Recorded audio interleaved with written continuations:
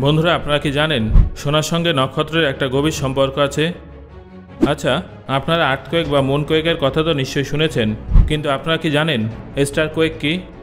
বন্ধুরা, আজকের এই ভিডিওতে আমি আপনাদের ব্রহ্মাণ্ডের সম্পর্কে এমনই কিছু রোমাঞ্চকর তথ্য জানাবো যেগুলো শোনার পর আপনারা এমন অনেক নতুন এবং অজানা তথ্য জানতে পারবেন, আর এগুলো হয়তো আপনারা আগে কখনো শোনেননি। তাই ভিডিওটা শেষ পর্যন্ত অবশ্যই দেখুন। তাহলে চলুন শুরু করা যাক। Number 1, infinite range of gravity. বন্ধুরা, এটা হলো আমাদের ব্রহ্মাণ্ডের অ্যামেজিং সিক্রেটগুলোর মধ্যে অন্যতম। পদার্থবিজ্ঞানের নিরিখে ব্রহ্মাণ্ডের যে কোনো অবজেক্টের গ্র্যাভিটেশনাল ইনফ্লুয়েন্স অসীম হয়ে থাকে। এর মানে হলো এই মুহূর্তে আপনারা যে যেখানে আছেন, আপনাদের সবাইকে ব্রহ্মাণ্ড তার মাধ্যাকর্ষণ শক্তির সাহায্যে আকর্ষণ করছে। সূর্য অনেক দূরে আছে ঠিকই, কিন্তু তাও সূর্যের মাধ্যাকর্ষণ শক্তি কিন্তু আপনাকে প্রভাবিত করছে। দূর দূরান্তে উপস্থিত নক্ষত্র, যেগুলো কয়েক বিলিয়ন আলোকবর্ষ দূরে উপস্থিত আছে, পদার্থবিজ্ঞানের নিরিখে সেগুলো কয়েক বিলিয়ন আলোকবর্ষ দূরে থাকলেও তাদের রিয়েল টাইম গ্র্যাভিটেশনাল এফেক্ট ব্রহ্মাণ্ডের সব কিছুর উপরেই প্রভাব ফেলে। যেমন ধরুন, উত্তর মেরুর যে কোনো নক্ষত্রের গ্র্যাভিটেশনাল ইনফ্লুয়েন্স আপনার উপরে পড়ছে। সম্পূর্ণ মহাকাশে প্রত্যেকটা জিনিসের গ্র্যাভিটি প্রত্যেকটা জিনিসকে প্রভাবিত করে। গ্র্যাভিটির কিন্তু কোনো ডিস্টেন্স লিমিটেশন থাকে না। কয়েক লক্ষ আলোকবর্ষ দূরে উপস্থিত কোনো ব্ল্যাক হোলের গ্র্যাভিটিও কিন্তু টেকনিক্যালি এই মুহূর্তে আপনাকে স্পর্শ করছে, প্রভাবিত করছে। গ্র্যাভিটির রেঞ্জ অসীম হয়ে থাকে, মানে এই মুহূর্তে ব্রহ্মাণ্ডের সব কিছু আপনাকে তার নিজের দিকে টানছে, আর আপনিও ব্রহ্মাণ্ডের সব কিছুকে নিজের দিকে টানছেন। কিন্তু আকর্ষণের মাত্রা এতটাই কম যে সেগুলো আমরা অনুভব করতে পারি না। নাম্বার 2, সোলার সিস্টেম স্টেল। বন্ধুরা, আপনারা যদি আমাদের সৌরজগৎকে দূর থেকে দেখেন, তাহলে আপনারা সেখানে একটা প্রোটেকশন লেয়ার দেখতে পাবেন, যাকে হেলিওস্ফিয়ার বলা হয়। কিন্তু আপনারা যদি আমাদের সৌরজগতের থেকে আরও দূরে চলে যান এবং মহাকাশে আমাদের সৌরজগৎকে মিল্কি ওয়ে গ্যালাক্সির চারদিকে প্রদক্ষিণ করতে দেখেন, তখন আপনার এই সম্পূর্ণ সৌরজগৎকে ধূমকেতুর মতো মনে হবে। অর্থাৎ আমাদের সৌরজগতের একটা লেজও আছে, আর অদ্ভুতভাবে এর ভিতরে আমাদের পৃথিবী, সূর্য এবং অন্যান্য গ্রহ উপস্থিত আছে। এখানে আপনারা গোলাকার ঝাপসা যে জিনিসটা দেখছেন, সেটা হলো হেলিওস্ফিয়ার। আপনারা নিশ্চয়ই অনেকগুলো লেজও দেখতে পাচ্ছেন। আসলে আমাদের সৌরজগৎ যখন হাই স্পিডে ট্রাভেল করে, তখন হেলিওস্ফিয়ার পথ পরিষ্কার করতে থাকে, আর তখনই এই লেজগুলোর উৎপত্তি হয়। Number 3, rotational flattening. ছোটোবেলা থেকে আমরা বিভিন্ন গ্রহের ছবিগুলোকে গোলাকার হিসেবে দেখে এসেছি।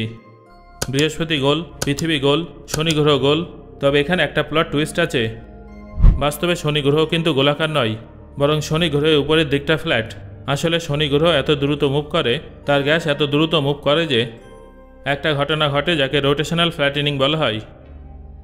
Number 4, cosmic censorship. যেভাবে সিনেমাতে অনেক দৃশ্য সেন্সর করা হয়, অর্থাৎ বাদ দিয়ে দেওয়া হয়, তেমনি আমাদের ব্রহ্মাণ্ডেও এমন অনেক জিনিস আছে যেগুলো আমরা চাইলেও পর্যবেক্ষণ করতে পারি না, আর বিজ্ঞানীরা একে কসমিক সেন্সরশিপ বলেন। আমাদের মহাকাশে ব্ল্যাক হোলের ভিতরে এরকম অদ্ভুত ঘটনা ক্রমাগত ঘটতেই থাকে। অনুমান করা হয় যে ব্ল্যাক হোলের ভিতরে কী ঘটছে সেটা যদি দেখা যেত, তাহলে সম্পূর্ণ ল অফ ইউনিভার্স ভেঙে পড়ত। আমাদের মহাকাশে এমন একটা সেন্সরশিপ সিস্টেম তৈরি হয়েছে যেটা ব্রহ্মাণ্ডকে একটা স্ট্যাটিক অর্ডারে থাকার অনুমতি দেয়, এবং সবথেকে বড় সিক্রেটগুলো যেন সবসময় সিক্রেট থাকে সেদিকে লক্ষ্য রাখে। ব্রহ্মাণ্ড নামক এই সিনেমায় আমার এবং আপনার জীবন কাহিনীতে ব্ল্যাক হোলের অংশটা বাদ দেওয়া হয়েছে, কারণ ব্ল্যাক হোলের ভিতরে কী চলছে সেটা জানা একেবারেই অসম্ভব। Number 5, zombie star. আপনারা অনেক হয়তো সিনেমায় জম্বিদের দেখেছেন। আচ্ছা বলুন তো, জম্বি কি? জম্বি হলো তারা যারা পুরোপুরি মরেওনি, আবার পুরোপুরি বেঁচেও নেই, মাঝে মাঝে আটকে আছে। নক্ষত্রদের ক্ষেত্রেও এমনটাই হয়। হয় আপনারা ব্রহ্মাণ্ডে একদম সজীব নক্ষত্র দেখতে পাবেন, নয়তো মৃত নক্ষত্রের লাশ পাবেন।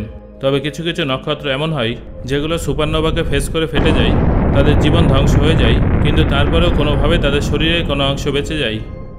সাধারণত যখন কোনো নক্ষত্র ফেটে যায়, তখন সেই নক্ষত্রের 100%ই ধ্বংস হয়ে যায়, কিন্তু তারপরে যে সমস্ত নক্ষত্র বেঁচে থাকে এবং আত্মারা অবস্থায় টিপটিপ করে জ্বলতে থাকে, তাদেরকে জম্বি স্টার্স বলা হয়।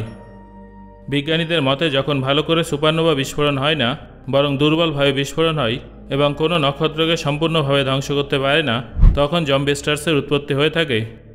এমনই কিছু জম্বি স্টারের নাম হলো SN2012Z, SN2006GY, IPTF 14HLS।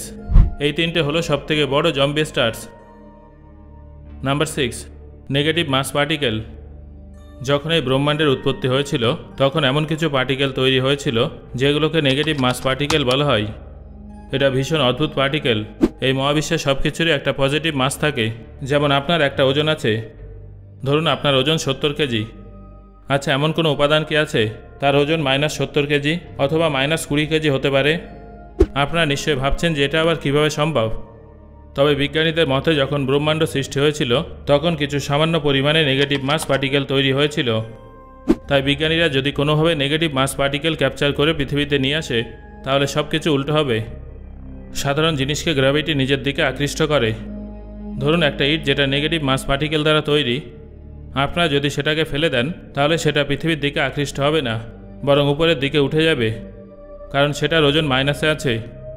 আর একটা অদ্ভুত জিনিস হলো, সেই ইটটাকে আপনি যদি নিজের থেকে দূরে ঠেলেন তাহলে সেটা আরও বেশি করে আপনার দিকে এগিয়ে আসবে, কারণ তার মধ্যে নেগেটিভ মাস আছে। সাধারণ জিনিসের তুলনায় সেটা বিপরীতভাবে রিয়্যাক্ট করে। এখনও পর্যন্ত বিজ্ঞানীরা কোনো নেগেটিভ মাস পার্টিকেলকে পর্যবেক্ষণ করেনি, তবে গাণিতিকভাবে সেটা সম্ভব। যখন ব্রহ্মাণ্ড সৃষ্টি হয়েছিল তখন থেকেই নেগেটিভ মাস পার্টিকেলের অস্তিত্ব আছে। Number 7, neutrino hurricane. যেভাবে পৃথিবীতে হ্যারিকেন, সুনামি ইত্যাদি প্রাকৃতিক বিপর্যয় হয়, সেইভাবে মহাকাশে নিউট্রিনো হারিকেন হয়। নিউট্রিনো হলো সেই পার্টিকেল যেটা মহাকাশে কয়েক বিলিয়ন পরিমাণে আছে, আর সেটা সাধারণ জিনিসের সংস্পর্শে রিয়্যাক্ট করে না। এই মুহূর্তে 100 ট্রিলিয়ন নিউট্রিনো পৃথিবীর সামনে দিয়ে এগিয়ে যাচ্ছে, আমার আপনার শরীরের ভিতর দিয়ে এগিয়ে যাচ্ছে, আর আমরা কিছুই জানতে পারছি না, কারণ সেটা সাধারণ ম্যাটারের সংস্পর্শে আসলেও রিয়্যাক্ট করে না। কখনো কখনো আমাদের পৃথিবীতেও এই নিউট্রিনো ঝড় ওঠে, তবে সেগুলো অদৃশ্য থাকে। নিউট্রিনো লাইটের স্পিডে প্রায় 3 লক্ষ কিলোমিটার প্রতি সেকেন্ড গতিবেগে ঝটপট করে এগিয়ে যাচ্ছে। আমাদের পৃথিবীর একটা অদ্ভুত ঘটনা হলো নিউট্রিনো হারিকেন, যেটা অনেকের কাছে অজানা। Number 8, actual hometown of gold. বন্ধুরা, আপনারা জানলে অবাক হবেন, সোনা পৃথিবীতে নতুন করে সৃষ্টি করা অসম্ভব। হ্যাঁ, সেই জন্যই সোনার এত দাম। পৃথিবীতে যতটা সোনা আছে ততটাই থাকবে, কারণ এর উৎস হলো নক্ষত্র। যখন কোনো নক্ষত্র তার জীবনের অন্তিম পর্যায়ে পৌঁছে গিয়ে ফেটে যায়, যাকে সুপারনোভা বিস্ফোরণ বলে, সেই সময় অতিরিক্ত চাপ এবং তাপের কারণে অ্যাটম জুড়ে গিয়ে হেভি মেটাল তৈরি করে, যেগুলো গোটা ব্রহ্মাণ্ডে ছড়িয়ে পড়ে। তবে এখানে আপনাদের মনে প্রশ্ন উঠতে পারে যে যদি নক্ষত্রেই সোনা তৈরি হয় তাহলে সোনা তো পৃথিবীর উপরে পাওয়া যাওয়া উচিত, তাহলে সেটা মাটির গভীরে গেল কিভাবে? দেখুন, ব্যাপারটা কিন্তু একেবারেই এমন নয় যে নক্ষত্র ফেটে পৃথিবীতে সোনা চলে আসবে। আসলে বিস্ফোরিত নক্ষত্রের ভিতর থেকে যে সমস্ত গ্যাস এবং ধুলো পৃথিবীতে ছড়িয়ে পড়ে, সেগুলো ঠান্ডা হয়ে পরবর্তীকালে গ্রহের আকার নেয়। যে সমস্ত গ্যাস ঠান্ডা হয়ে গ্রহে পরিণত হয় তার মধ্যেই সোনা থাকে। মানে যখন পৃথিবীর উৎপত্তি হচ্ছিল সেই সময় তার মধ্যে সোনা ছিল, পরবর্তীকালে সোনা পৃথিবীর অভ্যন্তরে চলে যায়, সেই জন্য সোনা পৃথিবীর ভূ অভ্যন্তরেই পাওয়া যায়। Number 8, the quake list. বন্ধুরা, আপনারা আর্থকোয়েক মানে ভূমিকম্পের কথা তো নিশ্চয়ই শুনেছেন, কিন্তু আপনারা কি জানেন মুনকোয়েক মানে কি? আপনারা যদি মহাকাশে গিয়ে সব কিছু পর্যবেক্ষণ করেন তাহলে আপনারা দেখবেন যে নক্ষত্রের মধ্যেও ভূমিকম্প হয়ে থাকে, যাকে টেকনিক্যালি স্টার কোয়েকস বলা হয়। ঠিক এইভাবে আরেকটা কোয়েক হয়ে থাকে, যেটা হলো অ্যাস্ট্রয়েড কোয়েক। গ্রহাণু যখন মহাকাশে চলে তখন সেটাও গ্র্যাভিটেশনাল ফোর্সের কারণে কখনো কখনো কম্পন অনুভব করে। আপনাকে যদি কোনো গ্রহাণুর উপরে দাঁড় করিয়ে দেওয়া হয় তাহলে আপনিও অ্যাস্ট্রয়েড কোয়েক অনুভব করতে পারবেন।